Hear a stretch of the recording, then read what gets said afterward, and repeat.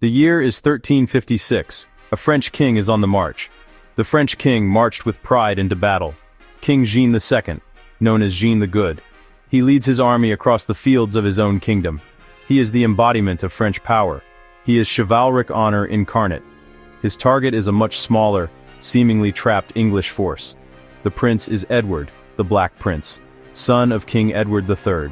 The English have been raiding, burning, looting, for weeks, a chevauché. But now, their luck appears to have run out. King Jean has them cornered near the city of Poitiers. The French feel this will be more of a procession than a battle. Victory seems not just possible, but inevitable.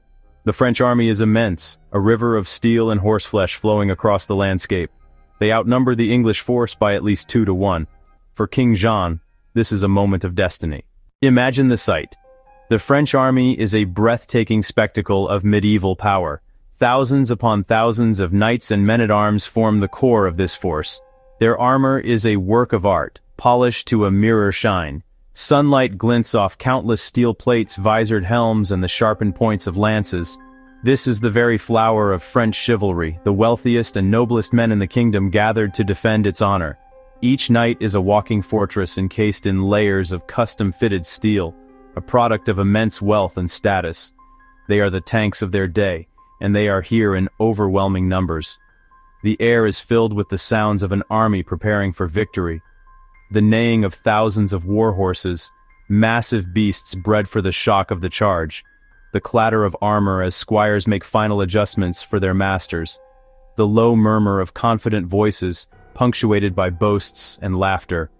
Above it all, a forest of banners rises towards the sky. The royal standard of France, the oriflamme, is said to be present.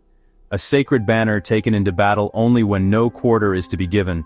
Pennants bearing the coats of arms of dukes, counts, and barons create a riot of color. Golds, reds, blues, and silvers flapping proudly.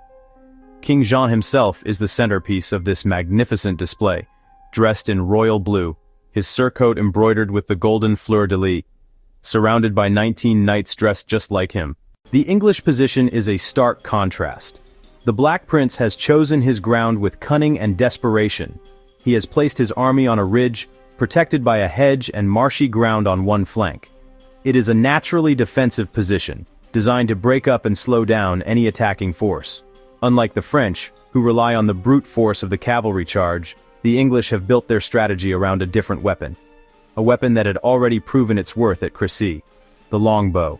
Hundreds, even thousands, of English and Welsh longbowmen line the flanks of their small army, hidden behind the hedges. They are yeomen, common men, but in their hands, a 6-foot stave of yew has become the most feared weapon in Europe. An English longbowman can shoot 10, even 12, arrows a minute. Bodkin points punch through chainmail and find the weaker gaps in plate armor. The English plan is to create a killing zone. A storm of arrows so thick it darkens the sky. The French, blinded by chivalric tradition, underestimate this threat. The first wave, an elite vanguard of 300 knights, is chosen to smash the English line. Behind them, battles of dismounted men-at-arms led by the Dauphin, the Duke of Orléans, and finally, the king himself. The Black Prince seeks to lure them on, even feigning a retreat. As they charge, the ground funnels them straight into the English center. The command is given. From the hedgerows on their flank, a terrible sound erupts, 1,000 bowstrings snapping forward in unison. The arrow storm has begun. The first French charge is a disaster. Arrows scythe into unarmored horses. Riders crash to earth. The attack stalls before it even reaches the English line. The Dauphin's division advances on foot through the carnage. The range is short, the targets are many, the slaughter immense. The English line wavers, then holds firm behind hedge and height. The second great French assault fails. Panic ripples, the 3rd Division leaves the field. Through dust and chaos, the 4th Division, the largest, comes into view. At its head, on foot, wielding a great battle-axe, is King Jean II. He refuses to accept defeat. One last desperate charge. The fighting is savage, a chaotic melee. Blades flash, maces crush. The king's axe rises and falls. Father, watch your right. Father, watch your left. The line is about to break. Distant, new war cries from behind. The Black Prince's reserve strikes the rear. Attacked front and rear, Cohesion breaks. Knights begin to surrender. All eyes turn to the king. The circle of steel tightens around the French king. They want the honor and the ransom. I am a king. I will not surrender to a common man. Sire, I am a knight. I will conduct you to the prince. Fighting dies down around them. King Jean hands his gauntlet to de Morbecque. The unthinkable has happened. The King of France is a prisoner. His 14-year-old son Philip is captured with him. As the sun sets, the reality sinks in. A mighty monarch taken by a much smaller, supposedly trapped army. Shock ripples through the victors. The Black Prince treats him with chivalry, serving him dinner that night. Courtesy cannot hide the political reality. A king was not supposed to be captured. His person was sacred, his command absolute.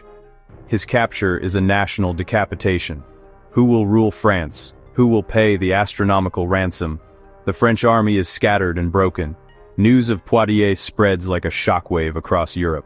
In France, the kingdom plunges into chaos. The government collapses. Peasants revolt. The Jacquerie. The country descends into anarchy.